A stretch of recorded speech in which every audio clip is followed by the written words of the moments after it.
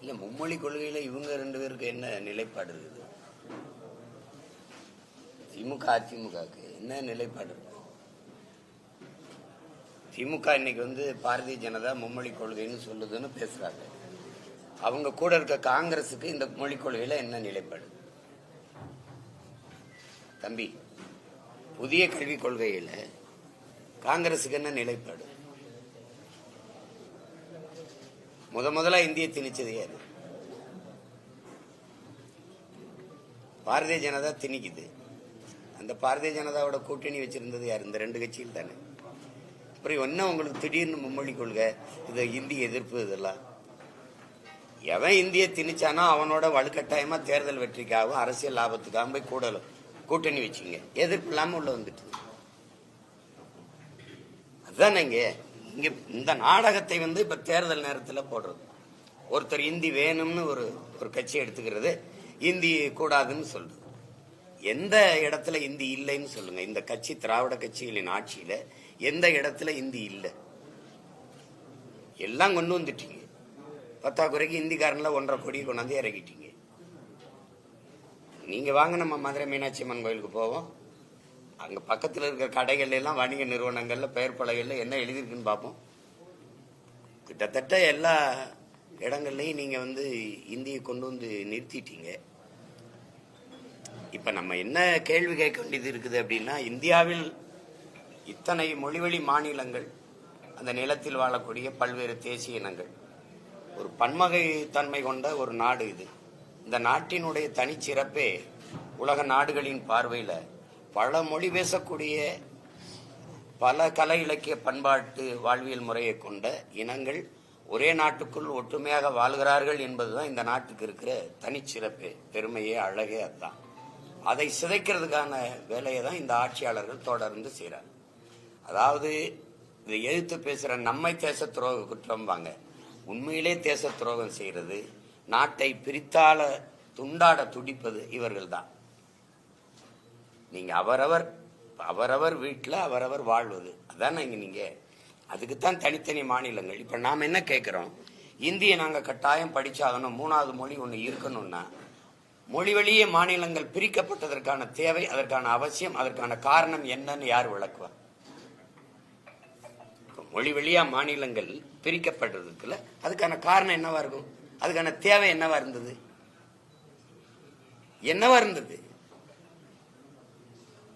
ஒரே மொழி நாடங்களும் இந்தி. இந்தியாவில் இத்தனை மொழி இருக்கும்போது நான் ஏன் அந்த இந்தியை மட்டும் படிக்கணும்? ஏன் நான் தெலுங்கு படிக்கக்கூடாது? நான் ஏன் வங்காளம் படிக்கக்கூடாது? நான் ஏன் போஜ்பூரி, மகாராஷ்டிரா, இந்த மணிப்பூரி இதெல்லாம் நான் ஏன் படிச்சுக்க கூடாது? ராஜஸ்தானிலாம் தனி மொழி தானே, பீகாரி தனி மொழி, பஞ்சாபி தனி மொழி, அதெல்லாம் நான் ஏன் படிச்சுக்க கூடாது? நான் ஏன் கன்னடம், இந்த மலையாளம் கத்துக்க கூடாது? அது ஏன் உங்களுக்கு அதுல என்னது? இந்த இந்தியை மட்டும் சொல்றதுக்கு காரணம் என்ன? ஏன் உங்க மொழி எப்படி உங்களுக்கு உயர்வா இருக்கோ அது மாதிரிதானே எனக்கு என் மொழி.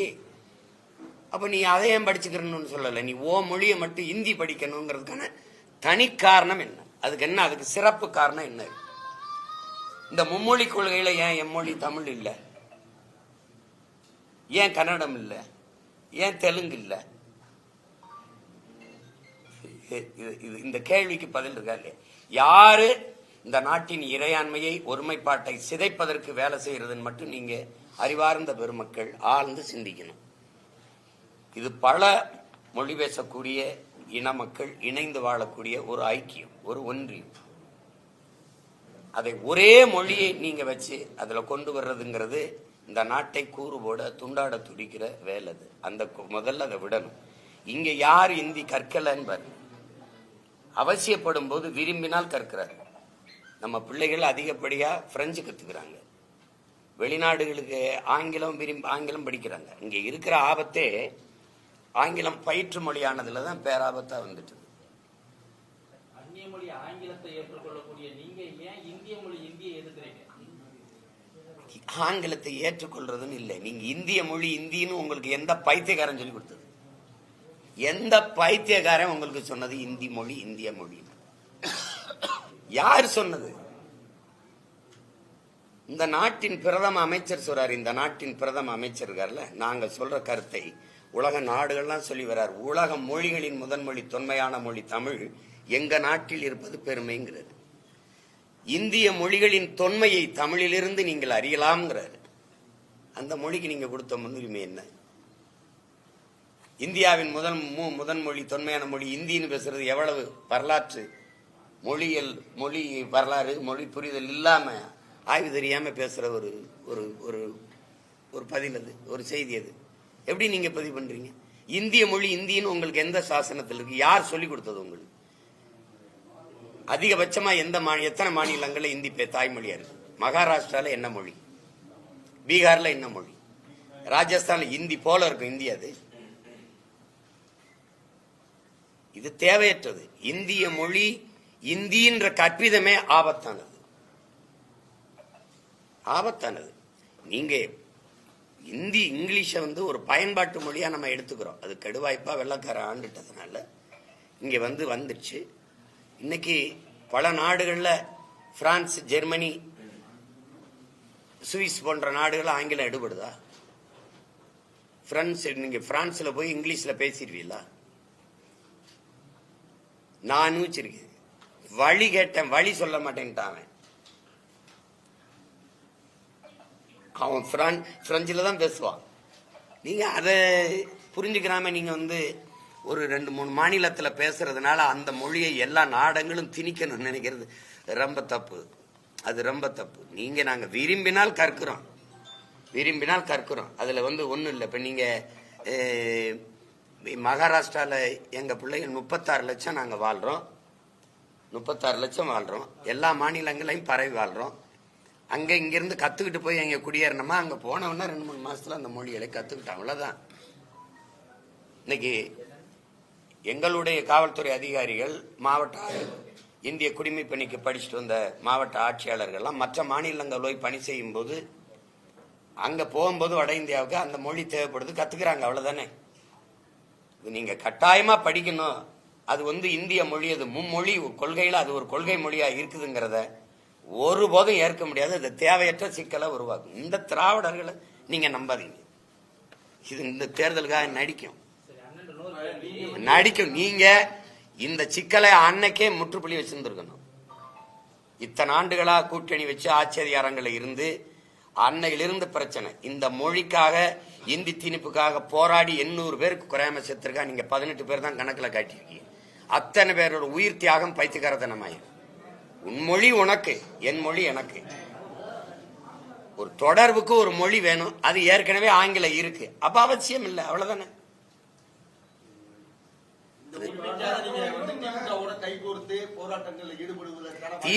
திமுகவை நான் தனித்து நின்று நான் இந்தி திணிப்புக்கு எதிராக பேரணி நடத்தினேன். திமுக எனக்கு அனுமதி எங்க கொடுத்துச்சு தெரியுமா? உண்மையில உளமாற ஏத்தான் எங்க கொடுத்துருக்கணும்? எந்த இடத்துல ஆள் நடமாட்டம் இல்லையா அங்க தள்ளிவிட்டீங்க. உளமாற இந்தியை திமுக எதிர்க்குதுன்னா நீ இதுக்கு சவுகார்பேட்டையில இந்தியில பேசி வாக்கு கேட்டீங்க. எதுக்காக இந்தியில சூரட்டி ஓட்டினீங்க? எதுக்காக ஈரோடு கிழக்குல இந்தியில சூரட்டி ஓட்டி வாக்கு கேட்டீங்க? எதுக்காக கேட்டீங்க? உங்க பிள்ளைகள் நீங்க நடத்துற பள்ளிக்கூடத்துல இந்தி மொழி பாடமா இருக்கா இல்லையா? தமிழ் இருக்கா, இந்தி இருக்கா?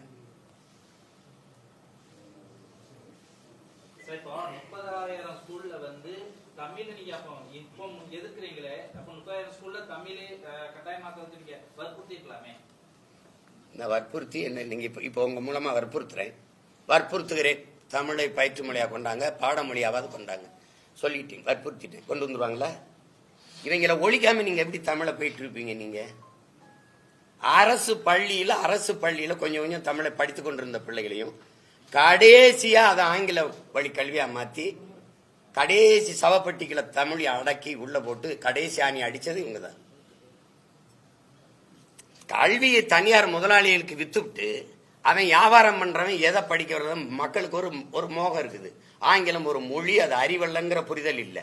அது லாங்குவேஜ் தானே ஒழிய அது நாலேஜ் இல்லைங்கிற புரிதல் இல்லை. அதனால இங்கிலீஷ் படிக்கிறதுன்ட்டு அதுல ஒரு மோகத்துல எல்லாரும் தனியார் பள்ளிகளை நோக்கி படையெடுக்க அரசு பள்ளியில கூட தமிழ் படிக்கிறதுக்கு வாய்ப்பு இல்லாம போச்சு. தமிழ் பயிற்று மொழியா இருந்தது, ஆங்கிலம் பயிற்று மொழியாகி தமிழ் பாடமொழியா மாறிச்சு.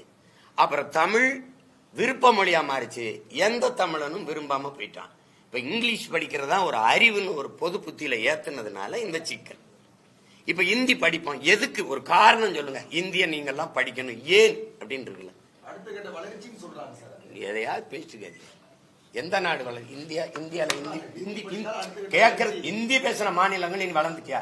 அப்புறம் எதுக்குடா இங்க வந்து தட்டேந்திக்கிட்டு இருக்க? 1.5 கோடி பேர் இங்கே என் வீட்டுல வந்து இங்க வந்து வேலை செஞ்சுக்கிட்டு இருக்க. எதுக்கு வேலை செஞ்சுடா? என்ன வளர்ந்துட்டா நீ? என்ன வளர்ந்துட்டா நீங்க? வாங்க வட இந்தியா முழுக்க பாப்போம். வீடு இருக்கா? இல்ல எதுல வளர்ந்துக்க நீ? எதுல வளர்ந்துருக்க? மருத்துவத்திலயா இல்ல கல்வியிலயா? வாய்த்துக்காரத்தனம் பண்ணக்கூடாது. ஏதாவது பேச்சு வளர்ந்துருக்கு. நாடே பிச்சைக்கார நாடா இருக்கு. வளர்ற பட்டியலே இல்ல இந்தியா. வளர்ற பட்டியல இந்தியா இருக்கா? பட்டினி, உலக பட்டினியில் இருக்கிற நாடுகளின் குறியீடுல எவ்வளவு, எத்தனாவது இடத்துல இருக்கு? ஊழல்ல தலை சிறந்த நாடு, பசி பட்டினியில தலை சிறந்த நாடு இந்தியா. இந்த வளருதுன்னு வெறும் வெற்று வார்த்தையை வச்சு பசப்பிக்கிட்டு இப்படியே பேசிட்டு இருக்கிறத எத்தனை நாளைக்கு ஏமாத்திட்டு போய்? வளர்ந்த நாடு சொந்தமா பிளைட் வச்சிருக்கியா? சொந்தமா பிளைட் வச்சிருக்கியா?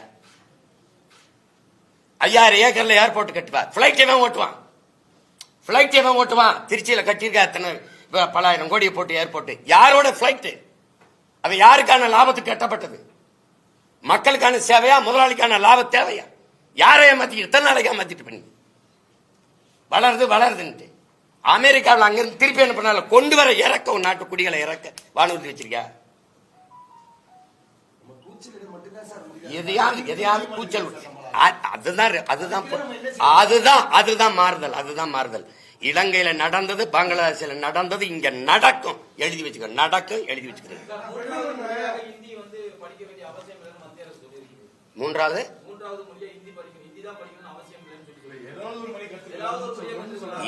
ஏதாவது ஒரு மொழி கத்துக்கிறத நாங்க கத்துக்கிறோம்.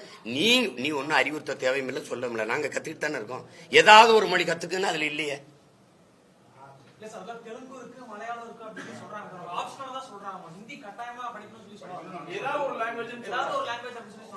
யார்? அவங்க தானே.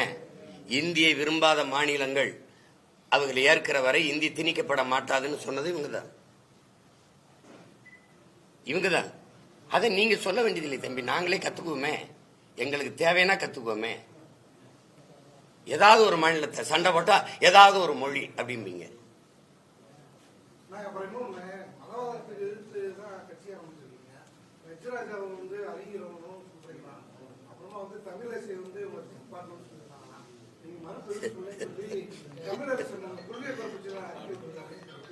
யாரு? அதுதான் நீங்க முழுமையா கேட்கணும், ஏதாவது சொல்லணும். இப்ப நம்ம என்ன கேட்கிறோம்னா, பிரசாந்த் கிஷோர் பாண்டே ஏன் கொண்டு வர? நீ ஆரிய எதிர்ப்பு, பிராமண எதிர்ப்பு. தம்பி என்ன கேளுங்க, நீங்க தான் கேள்வி எழுப்புனீங்க. எதிர்ப்பு உள்ளவன் இந்த பாண்டேங்கிறவர் பீகாரிய பிராமணன். நீ திராவிட அரிய நிலவுக்கரவே அவன் வந்துதான் உனக்கு வியூகம் வகுத்து தர வேண்டியது இருக்கு. எதுக்கு அவனை கூட்டி வர? அப்ப நான் என்ன கேட்கிறேன், உனக்கு பீகார் பிராமணன் பாண்டே தான் வேணும்னா இங்கேயே பிறந்து வளர்ந்த ஒரு பாண்டே இருக்கான் என் தம்பி, அவனை பயன்படுத்த என்ன?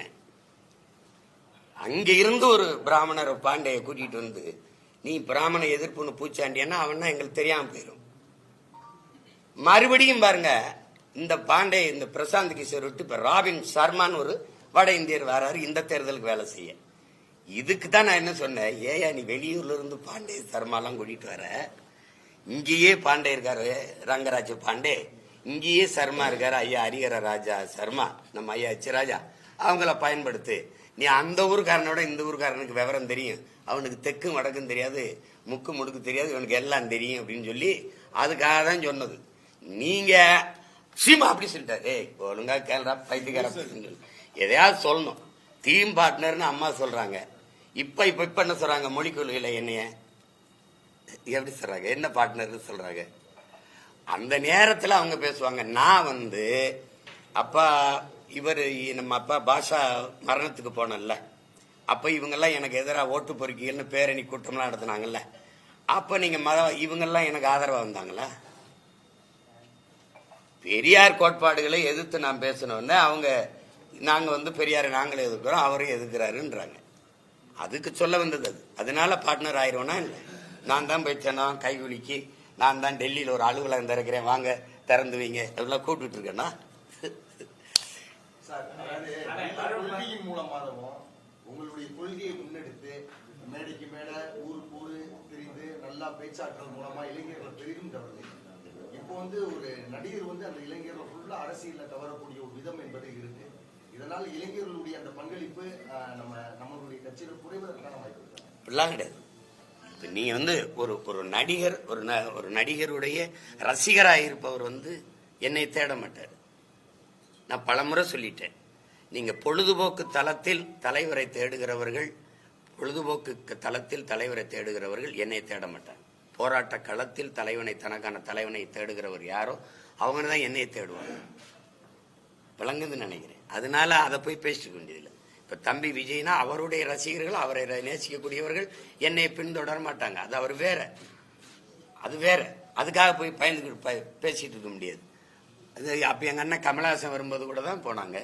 ஒவ்வொருத்தர் வரும்போதும் போவாங்க. ஆனா எனக்குன்னு இருக்கிற நாங்கள் எடுத்து வைக்கிற அரசியல் கோட்பாடுகளை இதுதான் சரியா இருக்கும், இதுதான் இந்த நாட்டுக்கு மக்களுக்கும் தேவை அப்படின்னு நினைக்கிறவங்க எங்களை பின்தொடருவாங்க. அதுல போட்டு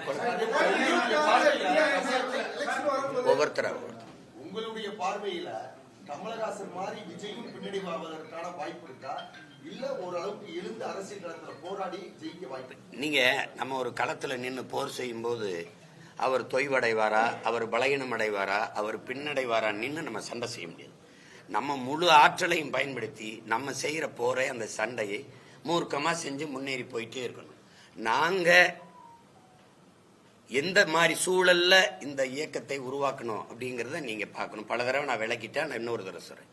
லட்சக்கணக்கா என் இன மக்கள் கொன்றொழிக்கப்பட்ட போது அந்த பிணக்குவியல்ல இருந்து பிரசவிக்கப்பட்ட மக்கள் நாங்கள் கண்ணீரிலும் ரத்தத்திலும் கருக்கொண்டவர்கள். தாலாட்டில் வளராம என் இன சொந்தங்கள் கத்திய கதறல்கள் வைத்த ஒப்பாரி ஓலத்தில் வளர்ந்தவர்கள். அதனால எங்களுடைய காயம் பெரிது, நாங்க இழந்தது பெரிது. கச்சத்தீவு, காவிரி நதிநீர் உரிமை, முல்லை பெரியாற்று உரிமை, எங்கள் நிலத்தின் வளங்கள் எல்லாம் களவு போய் கொண்டிருக்கிற காலகட்டத்தில் என்ன செய்யறதுன்னு தெரியாம நான் ஒரு கட்சியில் இருந்தேன், இவர் ஒரு கட்சியில் இருந்தார், இவர் ஒரு கட்சியில் இருந்தார். எல்லாம் இந்த அரசியல்கள், இந்த தலைமைகள் எங்களுக்கானது என்று நம்பி இருந்தபோது கடைசியா முற்று முழுதா கைவிடப்பட்டு ஏமாற்றப்பட்டு வீழ்த்தப்பட்ட இடத்தில் இது நமக்கான அரசியல் இல்லை.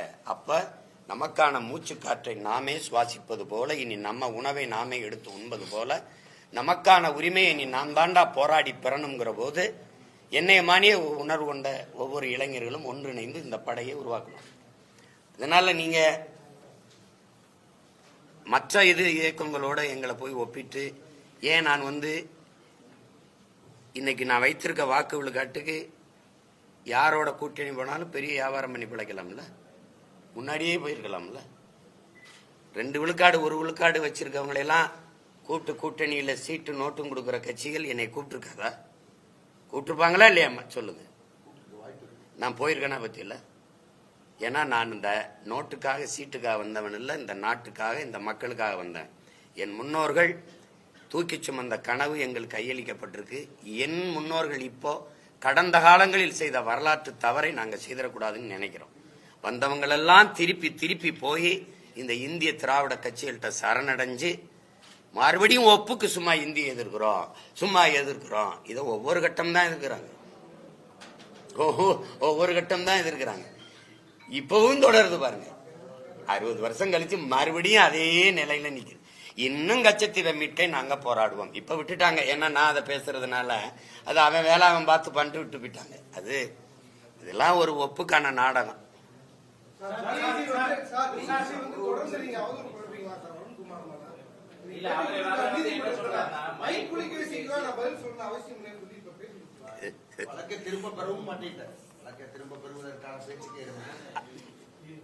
இதுவரை நல்ல கேள்வி கேட்டுட்டு இருந்தீங்க, அறிவுபூர்வமா அதை கேட்கலுங்க, மக்களுக்கு தேவையான செய்தியை கேளுங்க.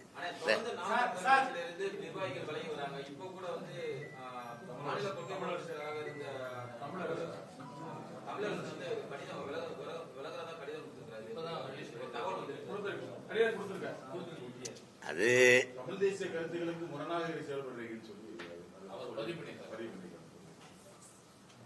அவருக்கு வேற கருத்து இருக்கலாம், அது சரி. அவர் கருத்தோட பொருத்தி போற இயக்கங்கள்ல போய் இணைஞ்சு இயங்கலாம். இது இருக்கிறது தான். சார் நீங்க சொல்லும் பொழுது வந்து இந்த கட்சி வந்து அப்படி உருவாக்கப்பட்ட கட்சியினால சேர்ந்து வரவங்க அப்படிதான் வந்திருக்காங்க. அப்புறம் ஏன் வந்து உங்களோட விலகி போறதுக்கான காரணம் நீங்க உங்கள்ட்ட சிந்தனை சேர்த்து வராங்க. தன்முனைப்பு தான், தன்னை முன்னிறுத்திக்கிறதா. நான் தான் கட்சி, நான் தான் கட்சி. மதுரைனா நான் தான், ஈரோடுனா நான் தான், சேலம்னா நான் தான். அதாவது கட்சியில ஒரு கோட்பாடு இருக்கு. கட்சிக்காக நான், புரியுதுன்னு நினைக்கிறேன். கட்சிக்காக நான், கட்சியில் நான். அவன் தான் கட்சியில் இருக்க முடியுமே, கட்சியே நான் அப்படின்னு நினைக்கிறது கஷ்டம். அது கட்சியின் வளர்ச்சியை வந்து ஒரு நீண்ட இலக்கை நோக்கி பயணிக்கிற பயணத்திற்கு பெரிய இடையூறா, தடை கற்களா, ஆங்கிலத்தில் செக் போஸ்ட்னு சொல்லுமா, அது மாதிரி நின்றுக்கிறோம். அது கஷ்டம். அந்த மாதிரி இடங்கள்ல வந்து நம்ம வேற ஒரு வளர்ச்சிக்காக வேற ஒரு ஆட்களை எல்லாம் இணைக்கும் போது தேவையற்ற முரண்கள் வருது. அது இந்த நமக்கு அவங்க வேற ஒரு எதிர்பார்ப்போட விலக வேண்டியது வருது. அதை பத்தி ஒரு பெரிய பேரியக்கம் கவலைப்பட்டு இருக்க முடியாது. நீங்க வளர்கிற ஒரு இயக்கம் வந்து ஒரு மரத்தை வச்சு நீங்க ஒப்பிடலாம். பல முறை சொல்லிட்டேன். சில கிளைகளை, சில இலைகளை உதுத்து தான் தீரணும். இல்லைன்னா அடுத்த கிளை வராது, அடுத்த இலை துளிர்க்காது. அதை போய் பேசிட்டு கூடியதில்லை.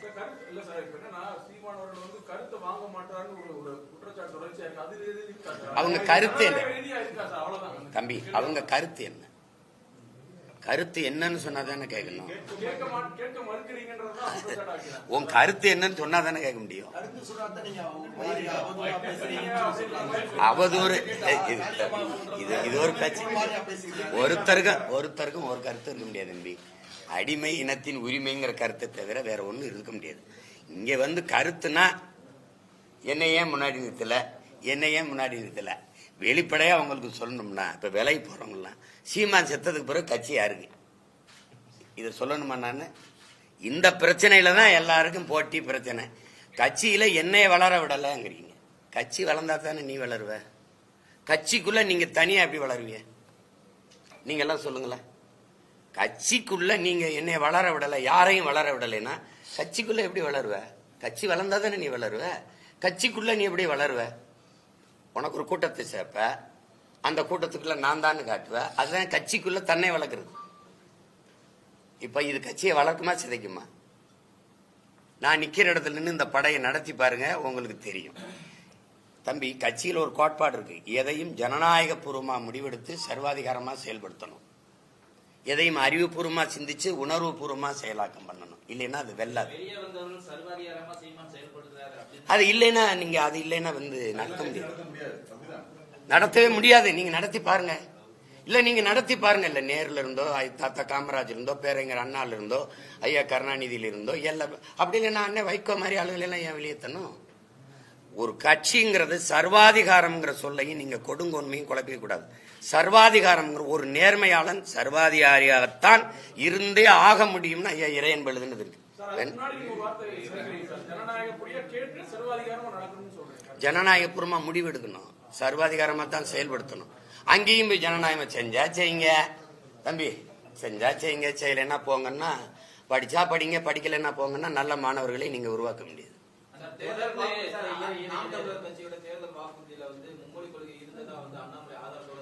அதுதான் அவரை சரியா படிக்க சொல்லியிருக்கேன். அவரை படிக்க சொல்லிருக்கேன். எடுத்தவனே மொழி கொள்கையில கொள்கை மொழி தமிழ்னு போட்டிருக்கு. எனக்கு மட்டும் இல்ல, ஒவ்வொரு தேசியனத்திற்கும் கொள்கை மொழி அவரவர் தாய்மொழி. நாங்க சொல்லியிருக்கிறது பயன்பாட்டு மொழி ஆங்கிலம், அது கட்டாய பாடமொழியா இருக்கும். உலக மொழிகள் எல்லாம், எல்லா உலகத்தின் மொழிகளும் எங்கள் விருப்ப மொழியாக இருக்கும், இந்தி உட்பட. நீங்க வாங்கி பாருங்க, மக்களரசு.comல அதை கொடுத்திருக்கேன், தட்டி பாருங்க, அதுல இருக்குது. இந்தி எல்லா மொழிகளும் எங்கள் விருப்ப மொழி. விரும்பினால் எம்மொழியும் கற்போம் நாங்கள் வாழ, எம்மொழி தமிழ் கற்போம் எங்கள் இனம் வாழ. அதுல தெளிவா கொடுத்திருக்கேன். நான் தானே எழுதுனேன். நீங்க ஒரு தடவை படிச்சு பாருங்க, மொழி கொள்கை தெரியும்.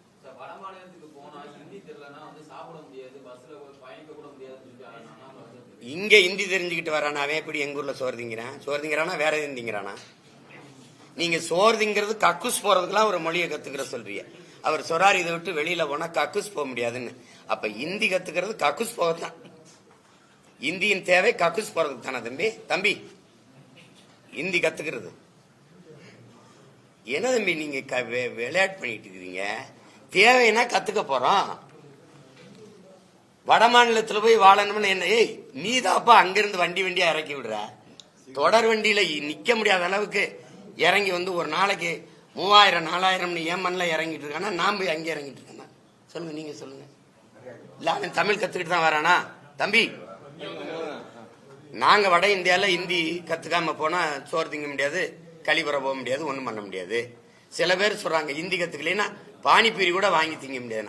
அப்படி என்ன அந்த பூரியை வாங்கி திங்க வேண்டியிருக்கு? என்ன நீ வந்து எங்க ஊர்ல சோறு தின்றுவ, வேலை பார்த்துருவ, தமிழ் படிக்காம. ஆனா நான் வந்து ஹிந்தி படிக்காம ஊர்ல வர முடியாது. இது தமிழ் மேல விருப்பம் இல்ல சார். அவன் தமிழை பழகிக்கிறான் சார், தமிழை நல்லா பேச ஆரம்பிச்சிடலாம் சார். நம்ம ஹிந்தி பழக மாட்டோம் சார், ஹிந்தி பேச மாட்டோம் சார். நீங்க வேற எதையாவது நீங்க எதாவது பேச்சுக்க எங்க ஊர் வாங்க, என் கூட வாங்க. அங்க போய் இங்க வாங்க, உணவு விடுதியில போய் சாப்பிட்டுக்கிட்டு இருக்கும்போது ஒருத்தன் வாரான், வட இந்தியன் தெரியுது, பானிகராக ஜல்தியாரோ, இவன் எங்கால் அவன் தமிழ் கத்துக்கிறான்றீங்க. ஒரு தடவை ஒரு விடுதியில போய் வண்டியை நிறுத்திட்டு போன 2 மாசத்துக்கு முன்னாடி எங்கால் என்ன பின்னாடி எடுங்க, பின்னாடி வண்டியை நிறுத்துக்கன்னு பாத்துக்கிறேன். 2 மாசம் விட்டு போற காடி கராகங்கிறான். யார் அவன்? அவன் அங்க இருந்த எங்கால காண வேற ஒருத்தன் காடி கராக இருக்கான்.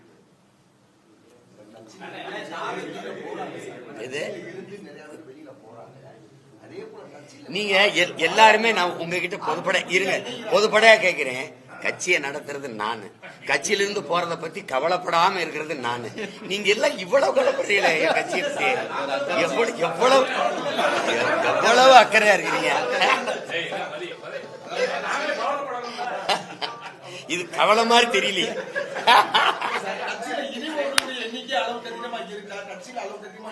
ஒரு நாள் உறுப்பினர் சேர்க்கை முகாம் போட்டோம். பெரிய விளம்பரம் செய்யல, ஒன்னும் செய்யல. 10,500 பேர் நேரடியா சேர்ந்தாங்க. வலைத்தளத்துல ஒரு 10,000 பேர் சேர்ந்தாங்க. ஒரு நாள்ல சேராமையா நீங்க இவ்வளவு பெரிய வளர்ச்சியை தொடரும். நீங்க சேராம நீங்க கள்ள ஓட்டு போட்டீங்க, ஓட்டுக்கு காசு கொடுத்தீங்க, எல்லாம் பண்ணீங்க. நான் கட்டுத்தொகை வாங்க கூடாதுன்னு முடிவு எடுத்துட்டீங்க. அதனால போதை இதோட நிப்பாட்டுன்னு நீங்க எண்ணி சொல்லல. என்னைய 24,000 அதோட நிறுத்திருந்தீங்க. வளராமையா நீங்க வந்து கட்சி இந்த கேடர் இல்லைன்னா இன்னொரு 10 பேர் வருவான், அவ இல்லைன்னா இன்னொருத்த வருவான். அதுக்காக பார்த்துட்டு இருக்க முடியாது. நான் குட்டையிலேயோ குளத்திலேயோ வலைய வீசிட்டு இருக்கல.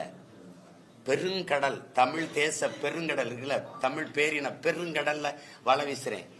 நான் மக்கள்கிட்ட முன்னாடி நின்று என் மக்களை, என் கருத்தை சொல்லி என் மக்களை என் பக்கம் வென்று கொண்டு வரேன். நான் மண்ணை வெல்வதற்கு முன்பு மக்களின் மனத்தை வெல்லணுங்கிற கொள்கை கொண்டவன். அதனால அந்த வேலையை செய்யறேன்.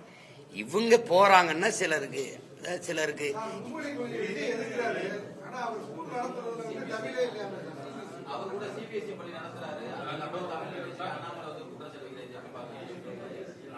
அது தெரியல. தம்பி பள்ளிக்கூடம் தானான்னு கூட அது தெரியல எனக்கு. அது தெரிஞ்சுட்டு தான் சொல்றேன்.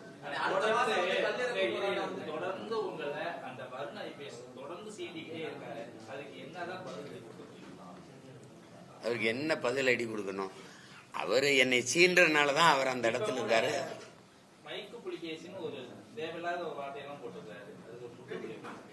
நீங்க என்கிட்ட கேக்குறீங்க, ஒரு பொறுப்புள்ள காவல்துறை அதிகாரியின் வேலையா? திமுகவின் மாவட்ட செயலாளர்கள்லாம் கூட ஒழுங்கா இருக்கும்போது நீ இதையே ஏன் பேசிட்டுருக்கான்னு நீங்க கேட்கணும். நான் ஏதாவது பேசுனா நீங்க அப்படி பேசுறாரு இப்படி பேசுறாருன்றீங்க. தேவையில்லாத ஒரு போலீஸ் அதிகாரி அந்த வேலையை தான் பார்க்கணுமே ஒழிய ஒரு கட்சிக்காரன் மாதிரி திருப்பி சீண்டிக்கிட்டு இருந்தா வெறி வருமா வராதா? நீங்களே பாருங்க. நீங்க அவரை தானே போய் கேட்கணும். உன் வேலை என்னையா அதை பாரியா? இத்தனை காவல்துறை அதிகாரிகள் இருக்கும்போது, இவ்வளவு IPS அதிகாரிகள் இருக்கும்போது, இவர் மட்டும் இந்த வேலையை தொடர்ச்சியா செஞ்சுக்கிட்டு இருக்காரு. அதை நீங்க கேட்க மாட்டேங்கிறீங்களே, என்னையே கேட்டுக்கிட்டு இருக்கீங்க. நான் உங்க முன்னாடி உட்காந்து பதில் சொல்றதுனாலயா? அவரை கேளுங்க, என்னையா பழக்கம், என்னையா அப்படி பண்ணிட்டு இருக்காருன்னு. உயர் காவல்துறை அதிகாரிகள் நடவடிக்கை எடுக்கணும். ஆட்சி அதிகாரத்திற்கு கேட்கணும். அவங்க தான் அனுமதிக்கிறாங்க, பேச சொல்றாங்க, அவரை திருப்பி இழுத்து விடுறாங்க. அதுக்கு தான் அவருக்கு பதவி உயர்வு கொடுக்குறாங்க, அவர் அதே இடத்துல இருக்க வைக்கிறாங்க. அவர் ஒரு அரசாங்கம் நடத்துவாரு. நீங்க எங்க வழக்கு போடுங்க எங்க கட்சிக்காரர் மேல, அங்க இருக்கிற ஒருத்தரை சொல்லி அங்க ஒரு வழக்கு போட சொல்லி தூக்கிட்டு போயிடுவாப்ல. போனவன செல்போனை பறிச்சுடுவாப்ல. அவருக்கு வேலையே செல்போன் திருடுறதுதான். அப்புறம் அதுக்குள்ள இருக்கிற அந்த குரல் பதிவுல திருடுறதுதான். நீங்க இந்த பத்திரிகையாளர்கள்லாம் அந்த அண்ணா பல்கலைக்கழக தங்கச்சி அந்த பாலியல் வன்கொடுமையில வந்து அந்த இதுக்காக அந்த பத்திரிகையாளர்கள் அலைபேசியை வாங்கினவொன்னா நீங்க அவ்வளவு கோவப்பட்டீங்களே. இதுவரை 14 அலைபேசியை எங்க பிள்ளைகளுடைய அலைபேசியை எடுத்து வாங்கியிருக்காங்க. அப்பெல்லாம் நீங்க கோபப்பட்டிருந்தீங்கன்னா நியாயமா? அதுக்கே ஒரு தீர்வு வந்திருக்கும்ல. அது உங்களுக்கு பாதிப்பு வந்தா மட்டும் நீங்க கோபப்படுறீங்க. அது ஒண்ணும் பண்ண முடியாது. உங்களுக்கு எல்லாருக்குமே நான் ஒரு வெறுப்பு இருக்கு. அது என்ன அவனை திட்டலாம், அவன் கட்சியில இருந்து போகலாம். இப்ப எத்தனை கட்சியில இருந்து என் கட்சியில இருந்து சேர்றாங்க அதையெல்லாம் நான் சொல்லிட்டு இருக்கேன்னா சொல்லுங்க. திமுக இருந்து என் கட்சியில சேர்ற ஆளுகளை காட்டணுமா? அதுக்கு விழா வச்சு சொல்லணுமா? உங்களை மாதிரி நான் இந்த மாதிரி விளம்பரம் பண்ணிட்டு தெரியணுமான்னு சொல்லுங்க. இது அவ்வளவு கேவலமா இருக்குது. நாங்க எங்க கட்சியாவே இல்லை, ஆனா கட்சியிலிருந்து வர்ற ஆட்கள் அவர்களுக்கு இனிப்பா இருக்குது. ஐயோ 3000 பேர் ஒரு நாளா நானே பாக்குறேன். இவ்வளவு பேர் இருந்தானடா கட்சியில, திடீர்னு 3000 4000 பேர்.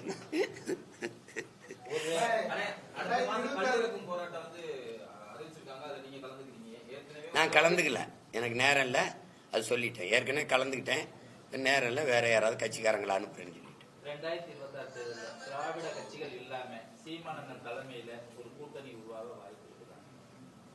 யார் வருவான்னு சொல்லுங்க, நான் சேர்த்துக்கிறேன். சிரிக்காது, இருங்க.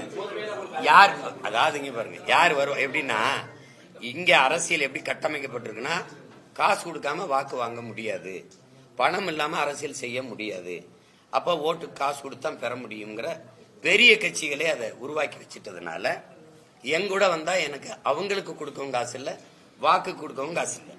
அப்படிங்கும்போது இப்ப நான் 36 லட்சம் வச்சிருக்கேன் அப்படின்னா, இதை பல மடங்கு உயர்த்தி காட்டினா காசு கொடுக்காமலும் வாக்கை பெற்றுற முடியும், வென்ற முடியும், அரசியல் செய்ய முடியுங்கிற நிலையை நான் உருவாக்கணும்னா மற்ற கட்சிகளுக்கு நம்பிக்கை வரும், என் கூட வருவாங்க. இல்லைன்னா நீங்க என்ன பண்ணுவாங்கன்னா, அது எதுக்கு நம்ம கட்சியை காப்பாற்றணும், இப்ப நம்ம ஜெயிக்கிற பக்கம் இருக்கணும், அப்படிதான் எல்லாரும் நினைப்பாங்க. வந்தா கூட்டிட்டு வாங்க, நம்ம கட்டி தெளிவு தெளிவு அரவணைச்சு சேர்த்துக்கலாம். ஒரு கட்சி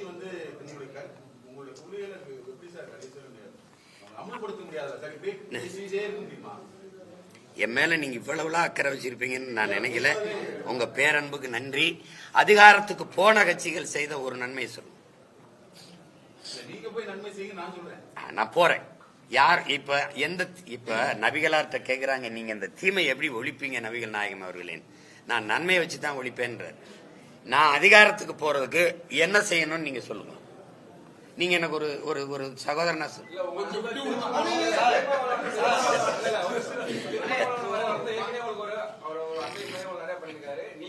இப்படி பொதுமக்களிடம் நீங்க கத்தி ஒரு குரலை வைக்கிறத விட பார்லிமெண்ட்லயோ சட்டசபையிலயோ நீங்க போய் குரலை உயர்த்தினீங்கன்னா மக்களுக்கு தேவையானதை நீங்க நல்லாவே போல்டாவே செய்யலாம்னு சொல்லி அருமையா சொல்லிட்டீங்க. நீங்க சொல்ற எங்க அண்ணன் 2 தடவை 3-4 தடவை எப்ப 2 உறுப்பினர் வச்சிருக்கிறாரு. திமுக மொத்தமா 40 உறுப்பினர் வச்சிருக்கு. இந்திக்கு ஏன் தெருவில் நின்று போராடுது? ஹிந்திக்கு மீனவர்களை தொடர்ச்சியா கைது பண்றான்னு தெரியுது. 39 போன தடவை உறுப்பினர், இந்த தடவை 40 உறுப்பினர் உள்ள வச்சுக்கிட்டு வெளியில பாராளுமன்ற வெளியில பதாயை பிடிச்சுக்கிட்டு நிக்கிறதுக்கு இந்த உறுப்பினர் எதுக்கு? அதை தான் நான் செய்வேனே. நான் தான் பதாயை வச்சுக்கிட்டு கைது செய்யாதே. ஏய் இங்க வாப்பா, எனக்கு பணம் தரல, எனக்கு பணமே தரமன், நீ போராடி பெறதுக்கு போட்டிட்டு வென்று போனியா, புலம்பிக்கிட்டு நிக்க வென்று போனியா? அதை தான் நாங்க அதிகாரம் இல்லாத மக்கள் நாங்க போராடுவோமே. நீனு எனக்கு பணமே தரல, நான் என்ன பண்றதுன்னு தெரியல, இது பண்றது, இது இது இது இது எப்படி எடுத்துக்கிறது சொல்லுங்க. நீங்க கேள்வி கேட்கிற நீங்க எல்லாம் எனக்கு வாக்கு செலுத்திட்டீங்கன்னா நான் வந்துடுவேன்.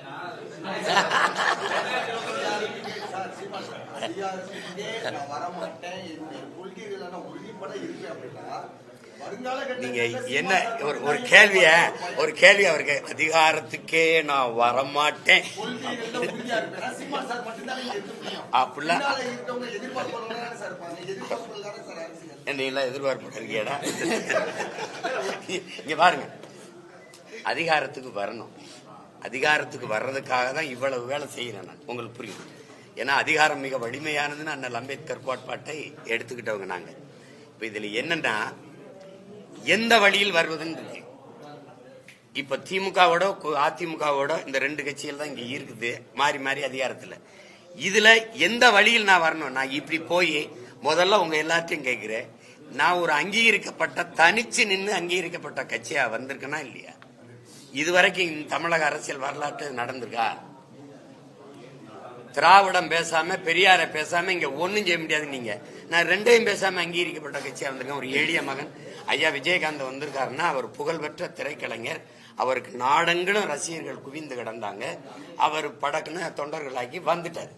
எனக்கு நாம் ரசிகர்கள் எனக்கு யாருமே கிடையாது. ஒரு மகனா வந்து வந்து கத்தி கத்தி இந்த 8 ஆண்டு கால அரசியல் 8 ஆண்டு ஆயிடுச்சு சேர்த்து எனக்கு ஒரு சின்னமா இல்ல. ஒரு நேரம் ஒண்ணு கொடுப்பாங்க, ரெட்டை மெழுகுவர்த்தியும் கொடுப்பாங்க, அப்புறம் அது போய் சேரும் டபக்குன்னு எடுத்துக்கிட்டு. இந்த விவசாயம் எல்லாம் எப்படி தெரியுமில, இது ஒன்னும் சரியில்லை, இதுல ஏதாவது இருக்குதா பாருங்க, தட்டி பாருங்கன்னா அதுல இந்த கரும்போட ஒரு விவசாயி இருந்து கண்ணா கிசான்னு ஒண்ணு கொடுத்தான். சரி இதை குடியான்னு வந்து நான் தான் அதை விவசாயின்னு ஆக்கி கொண்டு போனேன். 6 தேர்தலா போட்டிட்டேன், இடைத்தேர்தல் மற்றது இல்லை. படக்குன்னு அதை எடுத்துக்கிட்டு விட்டு மைக்குன்னு ஒரு சின்னத்தை வந்து நான் வேட்பாளர் அறிவிக்கும் போது கூட எனக்கு சின்னம் கிடையாது, கடைசியா கொடுத்தாங்க. அது மைக்குன்னு கொண்டு போனேன். ஒரு சின்னத்தை அங்கீகரிக்கப்பட்ட சின்னம், கை, தாமரை, ரெட்டலை, உதயசூரியன் இதெல்லாம் வந்துருது. எனக்கு 8வது பெட்டியில் இருக்கு என் மைக்கு. அதை மைக்கை தேடினா அதுக்குள்ள கீழே எனக்கிட்ட கொடுத்த மைக் இல்ல, கீழே 2 பித்தானை வச்சு அது சீப்பு மாதிரி ஆயிடுச்சு. அதை தேடி 36 லட்சம் பேர் வாக்கு செலுத்தி இந்த மகனை, எளிய மகனை, யாரும் பெரிய வேட்பாளர் இவர் ஐயா பொன்முடி மகன், இவர் ஐயா துரைமுருகன் மகன், இவர் இந்த மகன் அப்படிலாம் ஒண்ணும் கிடையாது. சாதாரண பிள்ளைகளுக்கு வாக்கு செலுத்திருக்கான என் மக்கள் எவ்வளவு மகத்தானவர்கள்னு பாருங்க. அதனால இது அதிகாரத்துக்கு வரணும்னா எப்படி வரணும்னு இருக்கு. நீங்க முருங்கை மரம் இந்த மரத்தை தேடுறீங்க, நான் ஏன் ஆலமரம் அரச மரமா இருக்க கூடாது? கொஞ்சம் மெதுவா தான் வளர்றனே, உங்களுக்கு என்ன பிரச்சனை? இருங்க. தம்பி அழைத்த விஜய் உங்களை கூட்டணிக்கு அழைத்தா போய் கூட்டணியில அதிகாரத்தை கைப்பற்றதுக்கு கூட்டணி அமைப்பீங்களா? என் மேல உங்களுக்கு அவ்வளவு கோபமும் அவ்வளவு வன்மை எதுக்கு வச்சிருக்கீங்க நீங்க? ஏங்க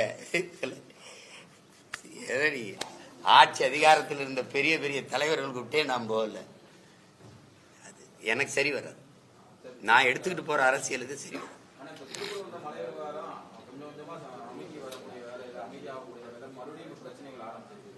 எதுப்பா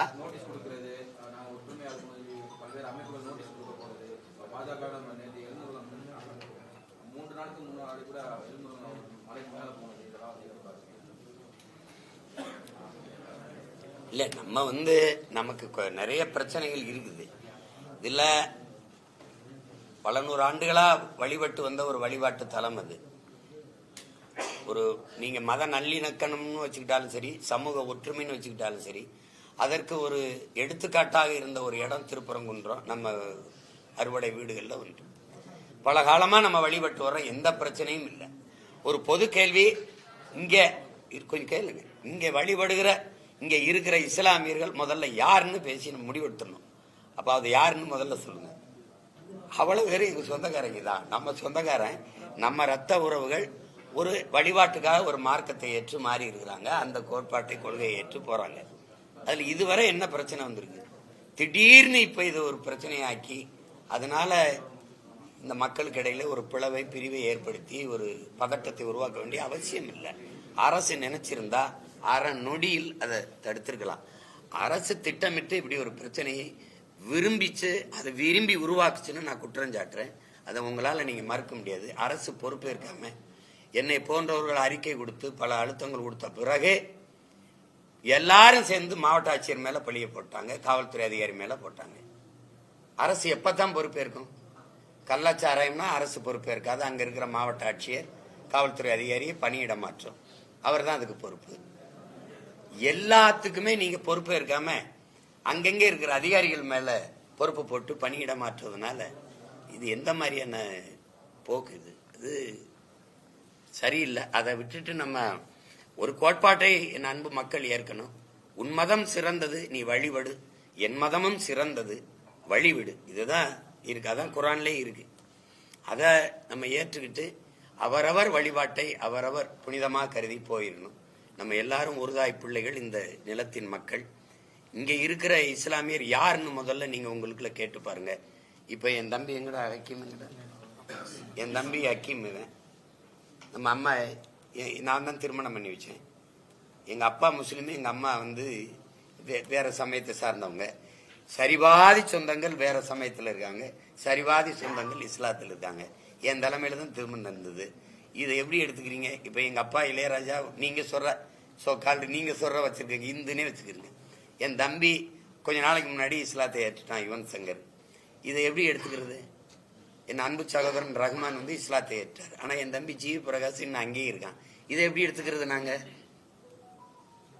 அவருக்கு விருப்பம் அதை செய்யறாரு. இது போய் இது ஒரு இதனால எல்லாம் நாட்டில் பிரச்சனை, அதனால எல்லாம் வளர்ச்சி பின்னடைஞ்சிருச்சு. பெரிய இந்த நாட்டில் இருக்க வறுமைக்கே காரணம் இதுதான் பேசிட்டு இருக்கிறது. ரொம்ப கொடுமையானது இது. நீங்க அவ்வளவு இஸ்லாமிய வெறுப்பு வச்சிருக்க பெருந்தகைகள், உங்ககிட்ட நான் அன்பா கேட்டுக்கிறேன், இந்தியா அதிகமா கொஞ்சம் இருங்க, இந்தியா அதிகமா வருமானம் ஈட்டுற ஏற்றுமதி எது? மாட்டுக்கறி. பிரதமரே சொல்றார், beef export Hindustan is number 1. அந்த மாட்டுக்கறியை எந்த நாட்டுக்கு ஏற்றுமதி செய்ய? அவ்வளவும் கிறிஸ்தவர் இஸ்லாமிய நாடுகள் தான். அதிகப்படியா அவர்களுக்கு மாட்டுக்கறியை ஏற்றுமதி செய்து அவர்கள் கொடுக்கிற காசை வாங்கிக்கிற நீங்க அரபு நாட்டில் போய் நம்முடைய பிரதமர் அவர்கள் இந்து வழிபடுகிற இந்து கோயிலை கட்டி திறந்து பெருமையா பேசிட்டு வந்தாரா இல்லையா? வந்தாரா இல்லையா? சொல்லு, இருக்கா இல்லையா? அவன் நாட்டில் இஸ்லாமிய நாட்டிலேயே இந்து கோயில்களை கட்டி வழிபட அனுமதிச்சார். வரலாறு என்ன சொல்லுது?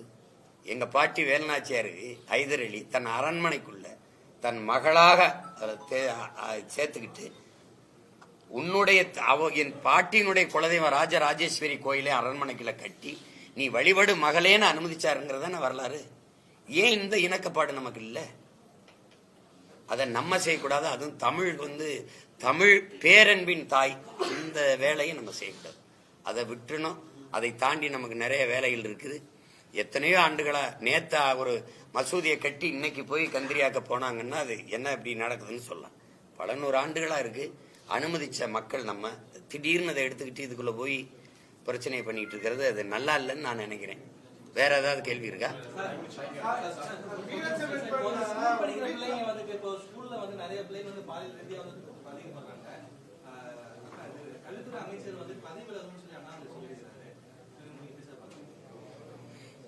இல்லை, இந்த கடந்த காலங்களில் இல்லாத ஒரு செய்தியா இது அடிக்கடி வர்றதை நீங்க பாக்குறீங்க. சில செய்திகள் வெளியில வருது. பெரும்பாலான இந்த செய்திகள் மறைக்கப்படுது. அப்படியே வந்தாலும் உடனடியாக அதை திசை திருப்பி மூடி மறைக்கப்படுது. பள்ளிகளுக்கு கல்லூரிகளுக்கே நம்ம பிள்ளைகள் பாதுகாப்பா சென்று படிக்க முடியல. அதுவும் பயிற்றுவிக்கிற ஆசிரியர் பெருமக்களாலேயே அந்த தொல்லை நிகழுது. அப்படின்னா இது ரொம்ப பேராபத்தான கொடும்போக்கு. இதை தொடக்கத்திலே கண்டிக்கலைன்னா ரொம்ப கஷ்டமாயிரும். அது காரணம் உங்களுக்கு நிறைந்த போதை வந்துடுச்சு. இது வெறும் திரவம் அது மட்டும் இல்லாம இந்த கஞ்சாவின் கொக்கைன், இந்த ஸ்டாம்பு வடிவத்தில் அஞ்சல் தலை வடிவத்தில் இருக்கிற மாத்திரைகள், இதெல்லாம் வந்துட்டது ஒரு காரணம். அதுபோக கல்வி அறிவையும் அறத்தையும் போதிக்கிற ஒழுக்கத்தையும் போதிக்கிறதுன்னு இல்லாம போதிக்கிற இடத்திலேயே நமக்கு பெரும் பாதிக்கிற இடமா மாறிடுச்சு. அது அரசு கவனத்தில் எடுத்து செய்யணும். அது என்ன செய்வாங்கன்னு தெரியலையே.